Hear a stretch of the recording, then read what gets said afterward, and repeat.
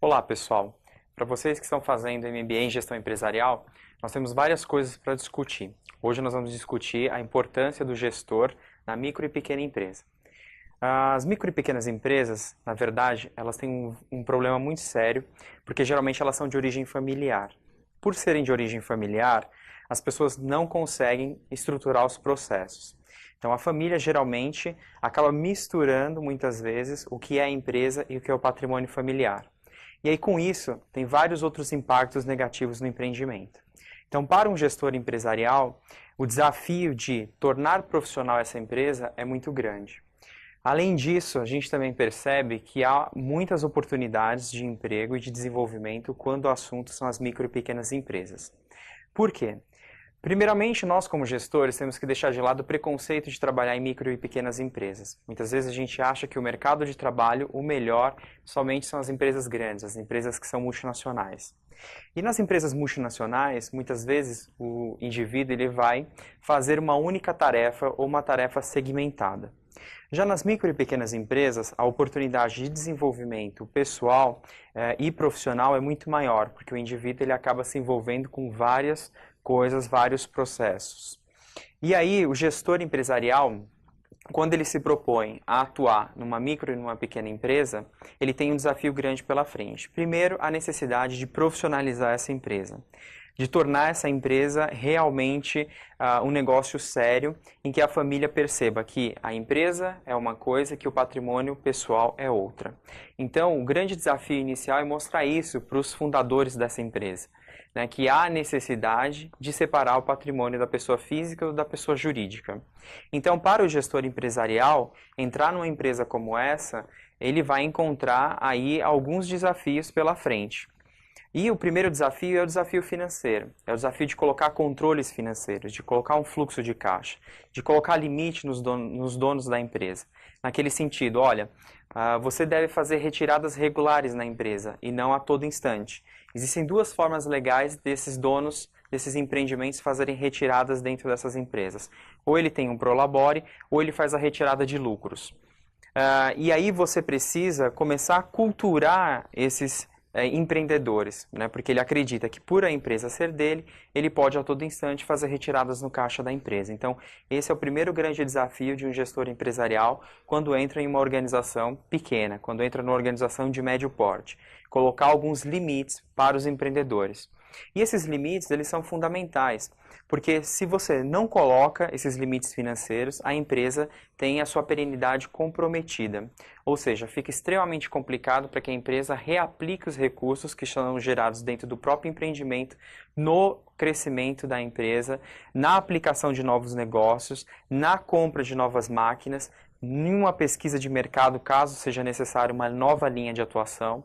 Então, realmente é extremamente complicado uma micro e uma pequena empresa onde os donos, os empreendedores, não têm os limites financeiros estabelecidos.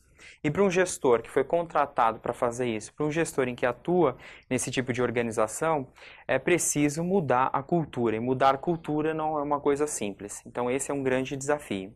Mas, quando você está em uma pequena e uma média empresa, a oportunidade das pessoas te verem é muito maior, porque naquele trabalho você acaba expondo as várias habilidades que você possui.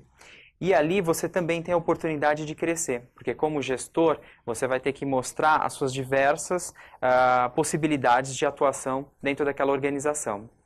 Isso tanto do ponto de vista técnico, quando a gente aborda o aspecto de finanças, como controles financeiros, como também do ponto de vista de gestão de pessoas. Então, gestão de pessoas também é extremamente complicado em micro e pequenas empresas.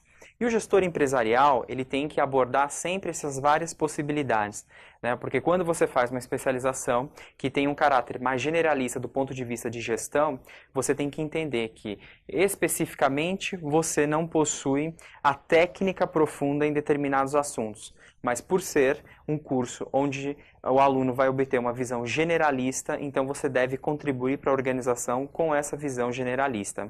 Então, a primeira coisa é tentar profissionalizar, colocar limites para os empreendedores, e aí também, junto a esse processo, você trabalhar a questão das pessoas. né? Muitas vezes os empregados dessas micro e pequenas empresas, eles não se veem como parte do empreendimento. É extremamente complicado, porque eles acreditam que a empresa não os valoriza, né? Geralmente as micro e pequenas empresas, elas não possuem políticas de remuneração atrativas, né? Além disso, elas também não possuem planos de carreira. Então, muitas vezes, as pessoas que estão dentro dessa organização, elas não se veem fazendo carreira ali dentro. Elas se veem como se fosse uma coisa temporária. Eu estou aqui por enquanto. Não tenho sentimento de pertencimento. Isso é extremamente complexo. Por que é complexo? Porque se o indivíduo que trabalha dentro daquela empresa, ele não se percebe como parte daquele conjunto, então isso acaba comprometendo o desempenho da empresa, né? Porque a empresa ela nunca vai ter aquele indivíduo em seu todo. E para que a empresa cresça, o comprometimento dos funcionários é um fator muito importante. Então, como gestor empresarial, você também vai precisar pensar nas pessoas, né? Então, as pessoas elas são a mola propulsora para o crescimento da empresa, para o desenvolvimento da empresa. Lembrando que são as pessoas que trazem a inovação, são as pessoas que têm a capacidade de realmente criar e de implantar coisas novas, né? As empresas hoje elas só se mantêm competitivas se elas realmente desenvolverem, tiverem essa capacidade de inovação constante. Somente o indivíduo tem essa capacidade, porque os outros itens dentro de uma organização como máquinas, equipamentos, eles são facilmente copiáveis.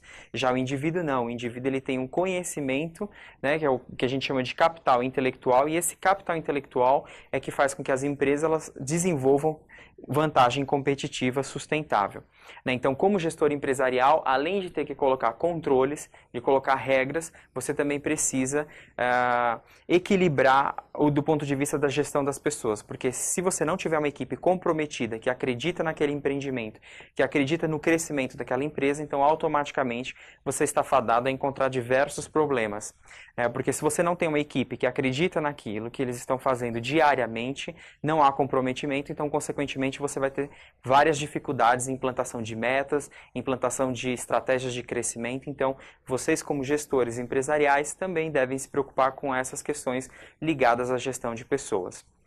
Outra coisa importante é que a profissionalização dessas empresas, elas devem acontecer em todas as suas áreas. Isso também do ponto de vista de estratégia. Então, assim, muitas vezes o dono da empresa, ele não vê que aquela empresa precisa ter um plano estratégico. O plano estratégico, ele visa o crescimento em 5, 10, 15 anos. E por esse motivo, não faz o planejamento estratégico. Então, você como gestor empresarial, precisa criar a cultura que a empresa também aplique, desenvolva um plano estratégico. E esse plano estratégico, ele precisa ser monitorado. Por quê? Você precisa ter certeza que as metas que estão estipuladas nesse plano, realmente elas estão sendo executadas no dia a dia. Porque a empresa ela precisa se desenvolver, ela precisa crescer e ela precisa competir, né? E hoje a competição no mercado é muito grande. Então, como gestor empresarial, você também tem que se atentar a essas questões ligadas ao planejamento estratégico. Uma outra coisa importante se refere realmente ao planejamento tributário. Então, muitas vezes, o indivíduo, ele, numa micro e pequena empresa, ela se enquadra no Simples Nacional e ele acredita que aquela forma de tributação é a forma mais adequada. Mas nem sempre a forma simplificada de arrecadar aqueles tributos é a melhor forma que aquela empresa deveria apurar os seus impostos. Então, como gestor, você tem que ter uma visão de fazer uma avaliação se realmente aquele modelo que está sendo utilizado é o modelo mais adequado para aquele tipo de empreendimento.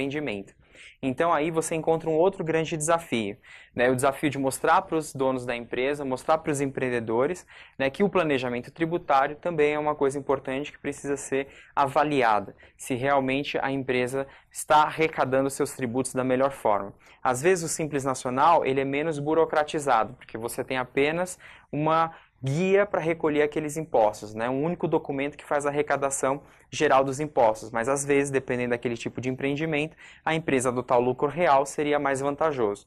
Então você, como gestor, precisa também ter essa visão do todo, né? Além disso, você precisa mostrar para o dono da empresa que existem outras formas de captação de recursos no mercado. Então, às vezes, a empresa ela deixa de crescer porque o dono ele não consegue ver formas de captação de recurso fora da empresa, além do capital dele. Então, você precisa mostrar as diversas possibilidades de captação de recursos, né? Então, nós temos agências do governo de fomento que servem para essas micro e pequenas empresas. Então, se você tem um bom plano estratégico, se você tem uma empresa bem estruturada e automaticamente você apresenta um plano sério para essas agências de fomento, então muitas vezes o dono da empresa ele consegue uma linha de crédito que possibilita a aplicação desses recursos na expansão da linha de produção ou mesmo na diversificação do portfólio ali de produtos que estão sendo desenvolvidos, na contratação de mais pessoas e aí, consequentemente, a empresa cresce. Então, como gestor, né, estratégico que você que você está se preparando, você precisa conseguir visualizar a empresa de forma sinérgica, porque você tem os diversos impactos dessas diversas áreas dentro da organização. Então, as coisas elas não acontecem dentro das empresas de maneira isolada. E dentro das micro e pequenas empresas, as oportunidades são muitas, porque essas empresas elas não são profissionalizadas. Então, vocês, como gestores, precisam estar atentos também com a possibilidade de carreira dentro dessas organizações. Porque se você entra numa organização pequena e automaticamente, aos poucos, você vai implantando processos, implantando uma nova cultura e essa empresa vai crescendo, vai obtendo resultados positivos, o seu trabalho vai aparecer, o seu trabalho vai ser valorizado e, consequentemente, você vai ser recompensado por isso. Então, dessa forma, é preciso que você veja as N possibilidades que aparecem no dia a dia, que estão ao seu redor e como gestor você pode contribuir para essas organizações. Muitas vezes a gente precisa sair da nossa zona de conforto. Muitas vezes nós estamos num determinado emprego, onde a gente acredita que aquele é o melhor emprego, a melhor oportunidade, e aí a gente está deixando passar várias outras coisas ao nosso redor que poderiam nos dar muito mais retorno e a gente não quer abraçar porque simplesmente não quer ter o desafio de fazer. E para se trabalhar em micro e pequenas empresas, você com certeza vai encontrar grandes desafios. O primeiro deles, sem dúvida alguma, é a profissionalização. Então, se você consegue desenvolver esse tipo de cultura dentro de uma organização como essa, sem dúvida alguma você vai ser extremamente valorizado. Então, é interessante que vocês comecem a perceber essas N oportunidades que o mercado oferece para um gestor que tem uma visão tão generalista como é o gestor estratégico do ponto de vista de negócios. Por hoje é só. Nós teremos outras oportunidades de discutir outros assuntos relacionados à área de gestão estratégica de negócios, então o nosso bate-papo vai continuar aí constantemente. Um forte abraço e até a próxima.